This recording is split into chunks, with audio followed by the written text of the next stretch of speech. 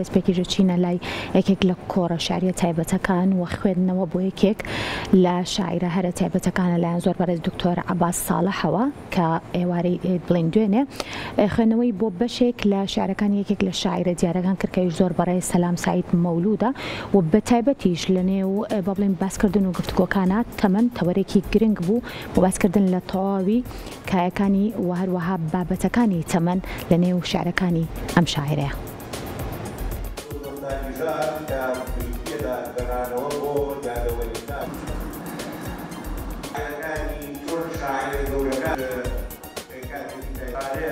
ڕۆژی 15 مانگە لە شاری سلێمانی یەکێتی نووسەرانی کورد کۆڕێکی بەناونیشانی نۆستالژیال لە دیوانی شعری ئەگەر گەنجی گەڕایەوەش کاتی پیری لە یەکەمی سەلام سعید مەولود بۆ نووسەر دکتۆر عەباس ساڵح ڕێکخرا کە تێدا نووسەر گوزەرێکی بەنێو یادەوەریەکانی خۆی لەگەڵ ئەو شاعیرە و هاوکات خوێندنەوەیکی وردیشی بۆ تێمای تەمەن لە نێو تێکستە شاعریەکانی سەلام سعید مەولوددا کرد. ئەمە یەکێتی نووسەرانی کورد بە درێژایی مێژوەکەی خاوەنی کۆمەڵێ فیستیڤاڵ و کۆڕ و سیمینار و دەرکردنی گۆڤار و هەروەها بێتەوانێ بابەتەکانی لەسەر شیرۆک و شێعر و وەرجێڕان و ئەو بابەتانەی کە ئەدەب لە خۆی کۆ ئەکاتەوانێ. ئێمە هەموو ڕۆژانی یەکشەممەیەک کۆڕ لە هۆڵەکەمان ئەگرین کە بۆ شاعیر و بۆ نووسەر و بۆ شیرۆک نووسەکان. ئەمڕۆ کۆڕی ئەمڕۆمان کۆڕی شاعیر سەلام سعید مەولود بە ناوی کە گەنجی گەڕایەوە شکاتی پیری لاکەم و لێکۆڵینەوەی لەسەرکردنی ئەم بابەتەوە ئەم کتێبە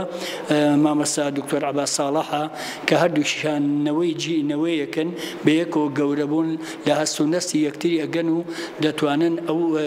دنیا شاراوەی لەناو ژیانی شاعرە هەیە دەری بخەن چونکە بۆ تۆ لە ناو ژینگەیەکە ژیابی چۆن ئەڵێ زمانی سالم و نالی چامەکەی نالی خوێنیتەوە یا وەڵامەکەی سالمە خوێنیتەوە هەست بە بوونیت مێژوێگەکەی لەم شارە کەواتە گەڕانەوەمان بۆ لای ئەو شاعرانە کە تەمەنیشیان هەیە ئەمڕۆ تەمەنی مێژووی ئەم شارەشیان لەگە خۆیانە هەڵگرتووە لە ناو ڕووداوەکانە لە ناو خۆشیەکانە لە ناو برسێتیە لە ناو نەهامەتیەکانە لە ناو خۆکوشیەکانە ئەمانە گرنگ ئەرکی شاعیرەکان یعنی ئێستا لەم دیوانەی کاک سەلامە ئەو میتۆدی هەڵگرت پێ کە باز لە نەهامەتی و سەرگەردانی و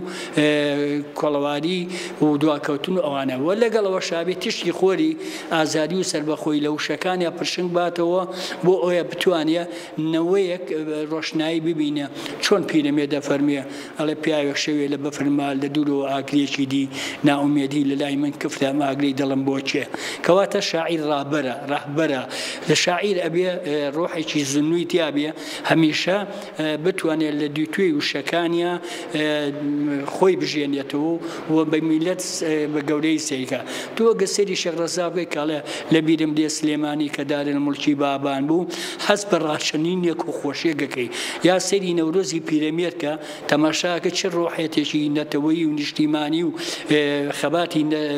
ژن و پیا بەیەک و ئەبەستێتەوە کچانمان لەژێر بەیداخی ڕەشە ئەمانە گرنگن ئەمانە بۆ ئێمە لە شێخ نووری شێخ ساڵحەوە لە پیرەمێردەوە لە بێکەسەوە لە نالیەوە لە کامەرانەوە لە ئەخۆلەوە لە زۆر شاعیری ترەوە توانین خۆمان بدۆزینەوە کە ئەوانە چۆن پێشمەرگەیە شەکی هەڵگرتووە خەبا دەکا دژی داگیرکەران ئەوانش بە وشە حتا بە شەید بوونیش و زۆر شەیدی مەمانێ شەیدی وەکو شاکر فەتاحمانێ وەکو دڵشامەریوانیمانەیە کو جەمیل ڕەنجبەرمانەیە زۆرمان هەیە کە لە پێناوی میلەتەکە سەریان ناوەتەوانێ کەواتە ئەدەب چەکە ئەدەب هونەرە تێگەی ئەدەب فێرمانەکە کەوا ئێمە ئەو میلەتەی کە دواکەوتووە ئەتوانێت بە زمان بە گۆرانی بە ئاواز بە خۆشەویستی تێوشە هەمومان یەکتیا کۆکاتەوانی و دژی هەموو نەهامەتیەکان بینەوە ئیشەڵا ئەم دیوانی کاک سەلامی ئەوانەی تیا ئەبینین کە مژدە بەخش بن بۆ شیعری زونوش ئەوەی نەمر بێ شیعر ئەوە نییە بوو ترێ و کۆتایی پێ بێ شیعر کە تۆ دەزەبیتە دەقێک ئەبێ ئەو دەقە مانەوەی هەبێ نەمری بە خۆی بەجێ بێڵێ بۆ لەبەر ئەوەی تۆ بەمانە وەشتی ئەگەر دیوانێکی ژیا خۆت کۆمەڵە شعرێکی ژیا هەر شتێک شاعیرێکە 50 ساڵش خەریک بێ نەیتوانی بێ ئەوەی لە ناخیاتی جوان دەری بڕێ و بە زمانی و بە ڕوانبێژی و بە کەلتورێکی جوان و مۆسیقی دای نەهێنا بێ ڕەنگە کۆتایی بچکە ئێمە زۆر شاعیرمانێ خاوەنی هەردی 15 شعری هەیە تێگەی هەیە 4 شعری کەواتە یعنی شعر و شاعیریەت یەکتی کۆکەنەوە بۆ خزمەتی ئەدەبی کوردی یەکێتی نووسانی کورد ژەموو کاتی ئامادەیە لە خزمەتی ئەدەبی کوردیا بێت.